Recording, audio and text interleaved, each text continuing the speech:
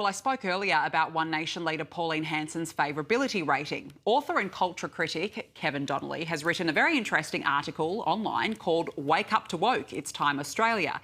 In it, he writes the surge of support for One Nation is further evidence, if one was needed, that Australian society is undergoing significant cultural change as millions of Australians seek an alternative to self-seeking political parties that ignore the will of the people. And Kevin joins me now.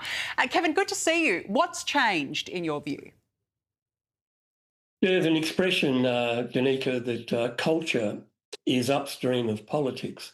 And what that means is politicians, the media, they all talk about politics every day, every week, whether there's a new leader or what the policies are.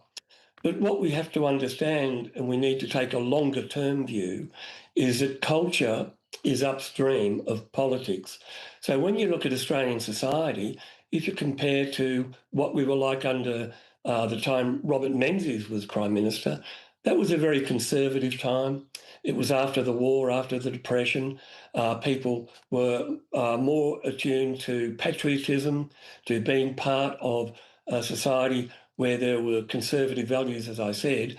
If you look at Gough Whitlam, there was a radical change. You remember his slogan, "It's time." It was all about, when he got into government, quite radical change in terms of gender, homosexuality policies, the pill, Vietnam moratoriums. Now, what's happened over the last 10, 20 years is that the major political parties have not realised that culture has changed. A lot of mainstream voters, they want continuity. They don't want radical change. They want a focus on family, community, and pride in being Australian. And that's all fundamentally changed. And Liberal parties, the Liberal Party and the Labor Party, are responsible for that. And that's why people are flocking for One Nation. And I mean, I spoke about this earlier too. I feel even just in the last few months, even since Bondi, Australia changed. It was a pivotal moment, but the Liberal Party never caught up. And I think that One Nation has absolutely capitalised on this when it comes to, issues like immigration, people who we're bringing in. You also, and I found this point interesting too, you wrote about conservatism in a modern world. And that's a really good question. I mean, we're having this debate now about what the Liberal Party looks like. What does it stand for? So what does it mean to be conservative now? Well, I have to be careful, Danica. And I've been attacked for being male, pale, and stale. Yeah. And a lot of people don't like talking about the past. I mean, T.S. Eliot, the English poet, said it very well. We want continuity as well as change. We need to respect our past institutions, way of life. We are a Western liberal democracy. That didn't happen by accident or didn't happen overnight. It goes back to federation in Australia. It goes back to, and I often talk about 1788, the arrival of the First Fleet. Two of the books that arrived were the King James Bible and Blackstone's Laws of England. And what that meant is that the new colony, eventually Australia, we inherited that culture more broadly, our political, our legal, our religious, from the United Kingdom and from Europe, that Western liberal democracy and Christianity. So we can't escape that. Now it does change. It does evolve.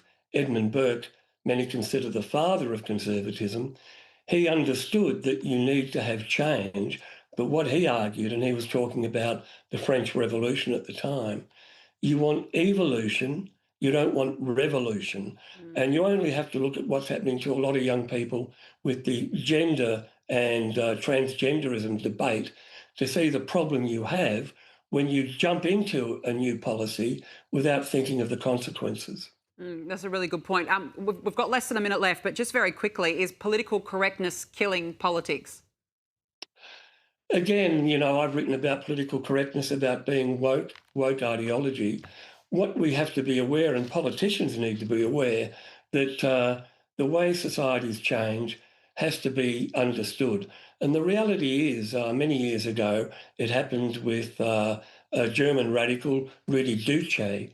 He argued in the West that the people would never storm the barricades. So if you want a radical change, if you want cultural Marxism, you take the long march through the Yeah, institutions. yeah, And what Pauline Hanson has realised is that she has to focus, as people want, on family, community, absolutely. nation, more conservative values.